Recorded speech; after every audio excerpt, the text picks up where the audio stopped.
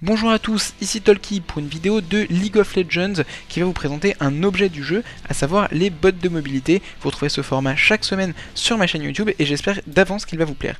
Les bots de mobilité sont une amélioration des bots de vitesse qui coûtent 650 pièces d'or, les bots de vitesse coûtant 350 pièces d'or, l'objet complet coûte 1000 pièces d'or et a la spécificité de vous faire marcher plus vite quand vous êtes hors de combat. Il vous donne 130 points de déplacement quand vous êtes en dehors de combat, ce qui est donc très efficace pour se déplacer d'une lane à l'autre.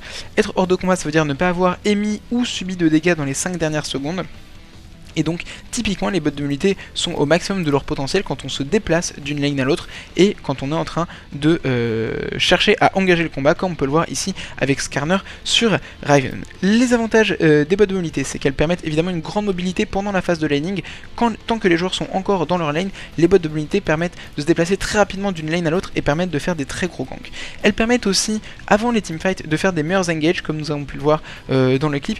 Aller vite permet d'être plus rapidement au bon endroit, au bon moment, et donc être au bon endroit au bon moment, ça permet des fois de faire gagner des teamfights. C'est donc un bon outil d'engage et c'est aussi un bon outil en poke quand on est en train de se faire poker avant une teamfight. Et bien avoir des bots de mobilité permet d'esquiver évidemment plus facilement les skill shots. Le souci des bots de mobilité, c'est qu'une fois que le combat a éclaté, elles n'ont quasiment plus aucune utilité. Leur vitesse de déplacement redevient classique au même niveau que les autres bots de niveau 2 et elles n'offrent aucun dégât supplémentaire. On peut le voir là typiquement, le Skarner va se faire kiter à l'infini, en particulier car il n'a pas de ténacité. En général, hors des bots, il y a très peu d'objets de ténacité qui sont efficaces. On voit que le Skarner a beaucoup de mal à se déplacer et à utiliser efficacement ses sorts car il manque de ténacité. C'est ça le souci des bots de mobilité, c'est qu'une fois qu'on est en combat, elles sont moins efficaces. Quand acheter les bots de ténacité? Les bots de mobilité, ce sont des bots très efficaces early mid-game car elles vous permettent de terroriser les lanes en faisant des ganks très réguliers. C'est là qu'elles montrent tout leur potentiel. Late game, mis à part pour la capacité d'engage et pour la capacité anti-poke, les bots de mobilité sont assez mauvaises et elles doivent en général être remplacées par des sandales de mercure.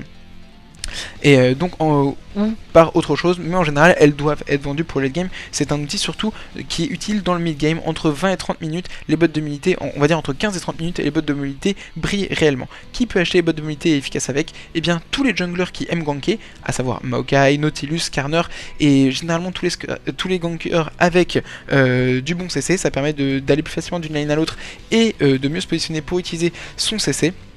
Ça, c'est aussi très efficace sur le support agressif type Taric et Alistar, car cela leur permet d'engage plus rapidement avec leur stun, avec leur combo, et donc d'être plus efficace, et en plus ça leur permet de ganker les lanes, donc c'est une très bonne chose aussi sur les supports agressifs. Et enfin, pour terminer cette mini-émission, avec quoi ça combo bien les bots de mobilité? Eh bien, typiquement avec l'Oracle, c'est très efficace d'avoir les bots de mobilité, car on peut mieux se déplacer sur la carte, et donc on peut plus facilement aller checker les wards partout, donc c'est une très bonne combo.